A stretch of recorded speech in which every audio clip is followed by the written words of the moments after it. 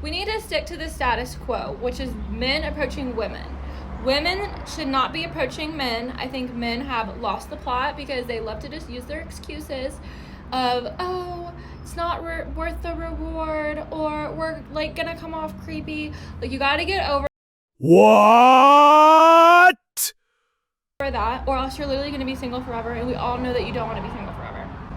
I also think that it's like crazy because I think sometimes men just think that like one day like a girl is just gonna like, they're gonna snap their fingers and like a girl's just gonna like end up in their house, and then like that's the girl that they're gonna get married to. And it's like, it's not that easy, and it doesn't work that way. Like, you actually have to go out and do the work. You shouldn't be pushing 30 and like still not knowing what you want for the rest of your life. Get the reality check. The truth starts now. Actually, men who are not dating, they already know what they want in their lives. They don't want you guys. They don't want to date.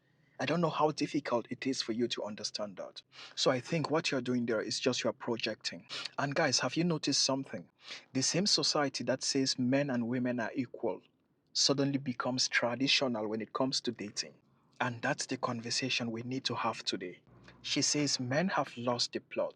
I think she's looking at the symptoms, not the cause. Because men didn't wake up one morning and collectively decided to stop approaching women.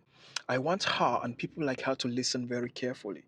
If approaching women is still a man's job, then what exactly changed in the last 20 years? The expectation seems traditional, but the rules feel completely different. And we are going to let women who keep asking these questions to know something very important. If you are new here and you are looking for honest conversations about modern dating, about why men are not dating anymore, about why men are not getting married anymore, about the double standard against men, smash the subscribe button. You're in the right place. Share this video with a friend who needs to watch this.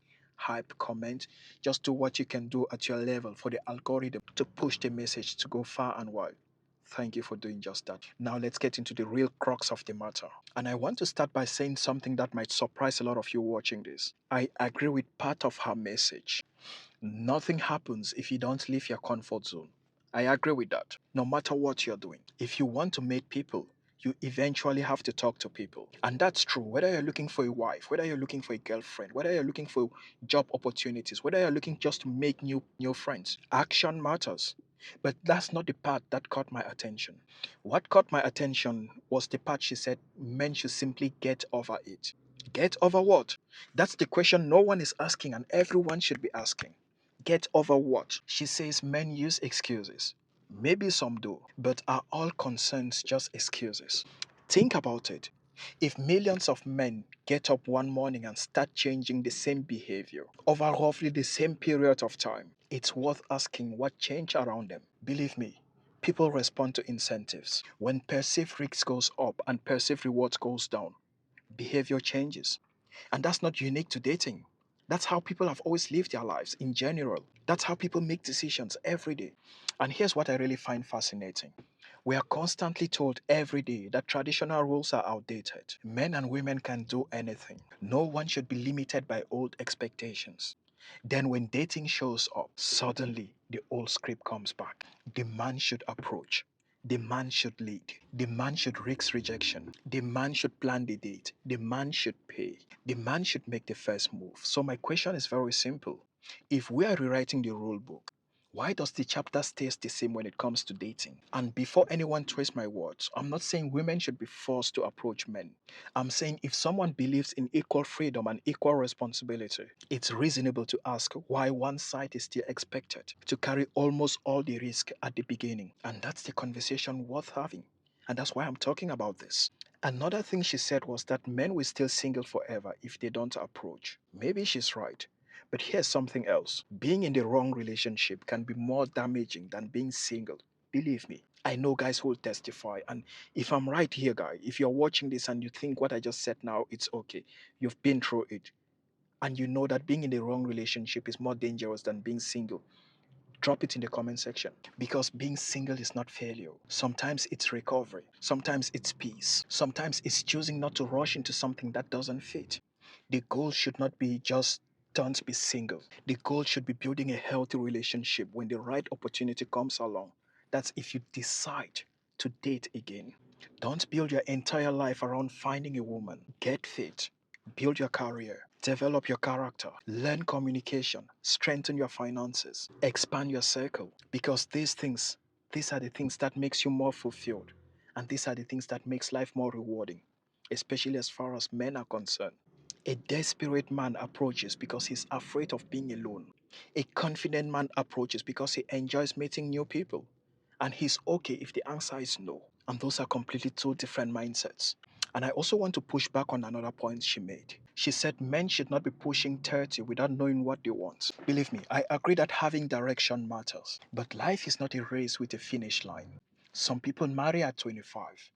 Some marry at 55. Some don't marry at all. And that's the trend you are seeing these days. People mature at different speeds and their goals evolve as they grow older. Some, when they're 20, they want to get married at 30. And by the time they reach 30, they decide that marriage is not even their thing. So, as a man, the most important thing is to make intentional choices, not drifting from one point to another just because society tells you to. And here's where I think men and women can learn something. Instead of asking who should approach, I think we should make respectful conversations between strangers feel normal again. Because we all know social skills have declined all across the board. We've replaced eye contact with screen time. We have replaced conversations with swaps. We've replaced curiosity with assumptions. And that's hurting everyone, especially the women, because you are the ones you see every day. Turn on the camera and see where are the men? Why are men not approaching? Men are this and that. Men don't do that because men are okay being the way they are. Take the pill. Let's go. Bro, if you're tired of surface level talking on modern relationships, on modern dating, on modern masculinity, on men opting out of dating, join the membership because there we are real. We say things that YouTube will not push. By the way, YouTube does not even push my channel, but I'm okay. As long as you watch, I'm fine. So join the membership, buy the merch, support the mission. Let's grow bigger because my voice alone does not count if you don't amplify it. And I need you to amplify it. Join the membership, buy the merch, invite your friends to like, to share, to comment, to subscribe. Let's just grow. Now, here's my final point. Confidence is valuable, but confidence does not mean ignoring reality. It means taking actions with your eyes open. Always approach respectfully if that's what you choose. Read the room, accept rejection with maturity, and never build your self worth around whether one stranger says yes or no. You're bigger than that, you're better than that. And always remember, building confidence is not just in conversations, it's on how you look. Build your body, go to the gym, lift weights, build your mental health. And if you don't know where to start, check out my fitness channel. There is all about men's well being, lifting weights, testosterone, weight loss, everything that has to do with men being men again. And if you're tired of dating and you don't want to date anymore, you think it's not worth it dating, I have a free resource for you. It's called the Opt Out Decision Test.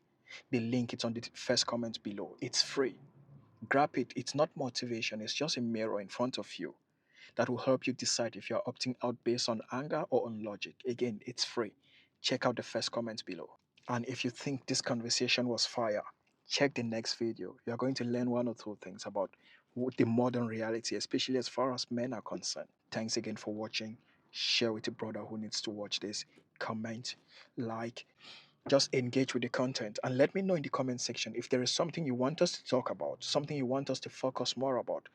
Double standards against men and women, dating realities for men in today's world, marriage realities, is it worth it or is it not worth it, fitness, masculinity, whatever you want us to talk about, just drop in the comment section because as I said, we're a team. I'm not here, I cannot do this alone. But we need to protect and respect men. We need to protect and respect masculinity. We need to talk for men. We need to say out loud what men are thinking deep down in them. We need to voice it out because that's the only way to bring back the masculine voice. Thank you for being here. See you in the next one. Copy that.